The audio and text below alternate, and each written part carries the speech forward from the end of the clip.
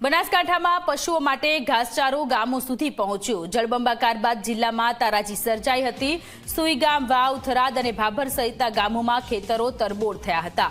પશુઓનો ઘાસચારો પલળી ગયો હોવાથી હાલત ગંભીર બની।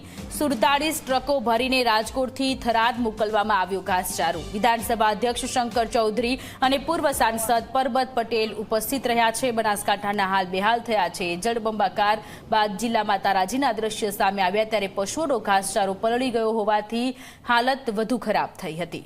હું આભાર માનીશ માનનીય મુખ્યમંત્રી શ્રી ભૂપેન્દ્રભાઈ પટેલ અને એમની સરકારનો કે એમણે અહીંયા આવ્યા ત્યારે એક જાહેરાત કરી હતી કે ઘાસ માટે પણ વ્યવસ્થા અમે કરીશું। અહીંના લોકોની એક માગણી હતી કે ગાય ભેંસ માટે ખાસ સૂકું ઘાસ મળે, કેમ કે ઘણું બધું ઘાસ પલળી ગયું હતું। તો આજે